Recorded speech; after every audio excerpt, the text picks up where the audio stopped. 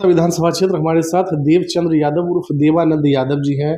देवानंद के नाम से इनकी प्रसिद्धि है और लोग मुखिया जी कहते हैं। वर्तमान में इनकी पत्नी सौर बाजार की एक पंचायत की मुखिया है और लगातार 2011 से है।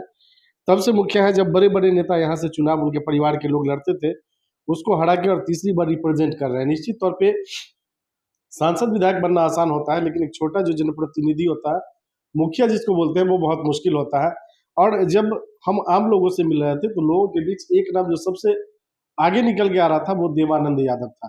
कहीं ना कहीं कुछ तो कारण रहा होगा, कुछ ऐसी वजह रही होगी जिसकी वजह से लोग, जो आम लोग हैं, जो दबे कुचले गरीब गुरबा लोग हैं, सरकार जिसके बारे में कहती है कि मुख्यधारा में लाने की बात करती है, आखिरी पंक्ति के लोग होते हैं। वैसे लोग होते हैं जिनके पास सड़क की व्यवस्था नहीं होती है, सार्वजनिक शौचालय की व्यवस्था नहीं होती है। उनके बीच अगर जाए तो एक नाम है, वो है देवानंद यादव।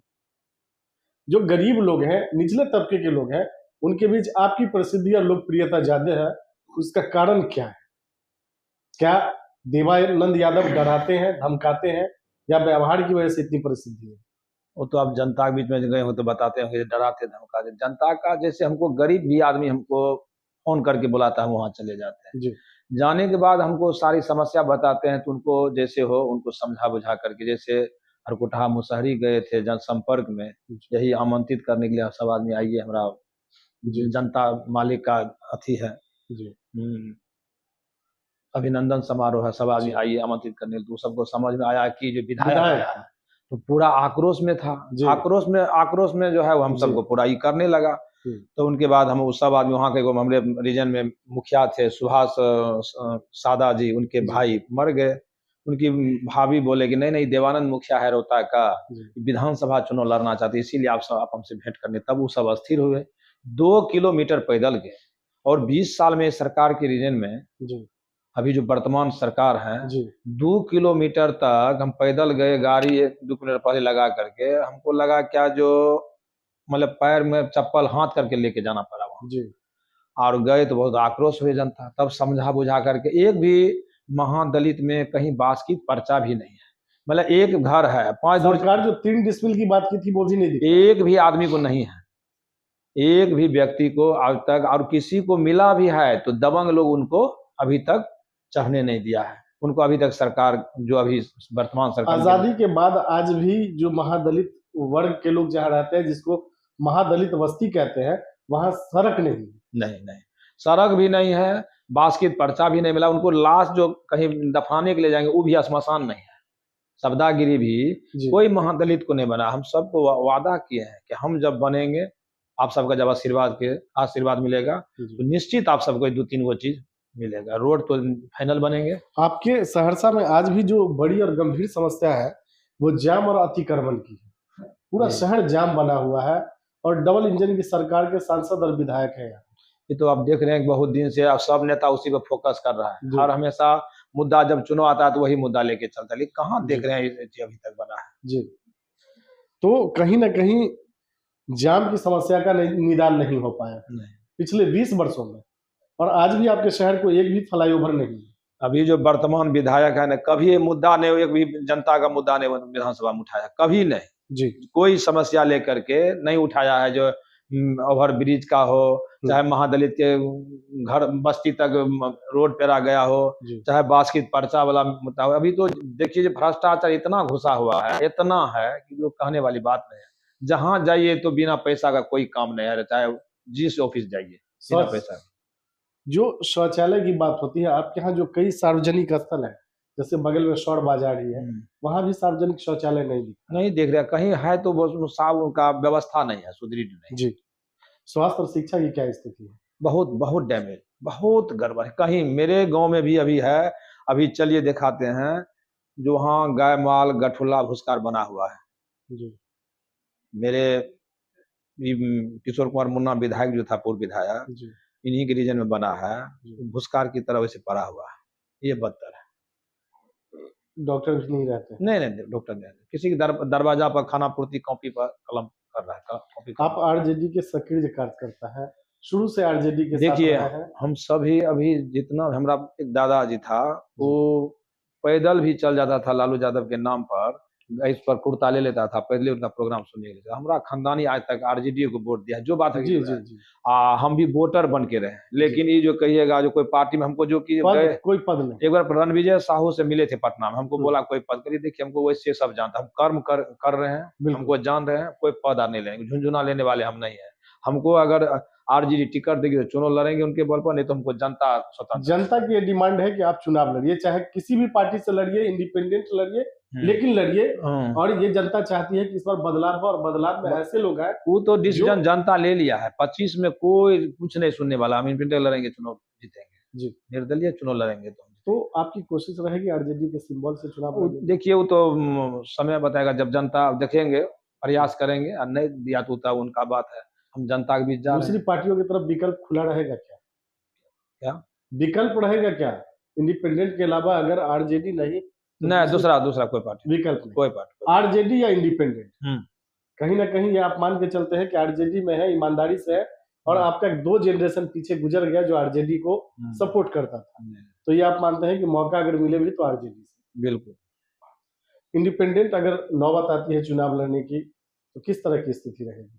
अच्छा रहेंगे, जीत के जाएंगे, जीत रहे हैं तो पूर्णिया का हाल होगा, यहाँ पूर्णिया की तरह होगा यहाँ चुनाव, जो लोकसभा में पूर्णिया की स्थिति। हाँ, पूर्णिया वहाँ देखिए ना, शंकर सिंह विधायक बने निर्दलीय, 3 नंबर में आरजेडी गए, रुपौली जी, क्या वो वहाँ जीत का हम जा रहे हैं, तो हम पूरा ग्लेड है, चुनाव हम जीतेंगे, पूरा विश्वास है, जनता पर हमको भरोसा है, जनता को हम पार्टी मानते हैं। बिल्कुल, वही चुनाव जिताती है, वही जिताती है चुनाव। जब आप आम लोगों के बीच जाते हैं, दबे कुचले और गरीब गुरबा लोगों के बीच जाते हैं, तो किस तरह की समस्याओं का सामना करना पड़ता है? देखिए, हमको तो जो सबसे निसहाय गरीब आदमी है वो हमको फोन से बुलाते हैं, चाहे बेटी का शादी हो, चाहे कोई निसहाय का इलाज हो, कहीं अभी हॉस्पिटल में कल से भी वो फोन कर रहा है, सदर हॉस्पिटल में कोई ऑपरेशन करके बच्चा ऑपरेशन हो गया, वो भी हमको बुला रहे हैं, हम जाते हैं, एक सभी दोस्त यार है, 2-4-5 सबसे चंदा लेकर के उनको मदद कर देते हैं, यही मेरा इतिहास रहा है, कर रहे हैं जी। आप जो मुख्य रूप से समस्या देख रहे हैं, उसमें सबसे बड़ी समस्या आपको क्या लगता है? सबसे पहले किस तरह की समस्या का निदान होना चाहिए? एक नंबर में तो हम भ्रष्टाचार के विरुद्ध कदम उठाए हैं जी, और जनता को हम यही विश्वास भरोसा दे के जा रहे हैं कि जो भ्रष्टाचार को खत्म करेंगे। अभी कोई आदमी जाते अपना जमीन का मोटेशन कराने के लिए जी, 5,000 से लेकर के अगर कोई नौकसी है, आपत्ति लगा दिया तो 25,000 50,000 रुपया लेता है, उनके बाद उनका और चप्पल खिया जाता है, इतना दरवाजा खटखटाना पड़ता है, सरसा इतना चरम पर है कि मत पूछिए। इस सरकार में ब्यूरोक्रेसी, अफसरशाही ये मानते हैं, ये मानते हैं, कोई किसी की सुनने वाला नहीं। डबल इंजन की सरकार के सांसद और विधायक के होने के बावजूद जो आपका सहरसा शहर है, विकास दिखना चाहिए वो दिख नहीं रहा है, बल्कि और समस्या बढ़ता ही जा रहा है। गरीब होते जा रहा है, समझिए ना, अभी गरीब को कोई देखने वाला नहीं है। वोट लेने के समय में जात पात धर्म के नाम पर वोट ले लेता है, हिंदू मुस्लिम करके वोट ले लेता है, जाति में भिन्न जाति में बांट करके वोट ले, लेकिन गरीब का समस्या देखने वाला कहाँ, कोई देखने वाला नहीं। जब लोगों के बीच आप जाते हैं, तो जब सब लोग आपको समस्या से अवगत कराते हैं, उसमें आपको सबसे बड़ी और गंभीर समस्या क्या लगती है? विशेष रूप से देखते हैं गरीब निसहाय को कहीं इलाज के लिए कोई जमीन का समस्या रहता है, विशेष करके जमीन का समस्या हमको सबसे बड़ी समस्या भी, जो जमीन मेरा है जी, 5 भाई दबंग लोग हैं, वो उनको कब्जा कर ले है, और पदाधिकारी को बोलिएगा तो अब इनके कब्जा में नहीं है, कब्जा में रहेंगे तब न हम रसीद काट देंगे, अब पैसा देता है तो काम कर देता है। इस तरह की समस्या, ये समस्या काफी है।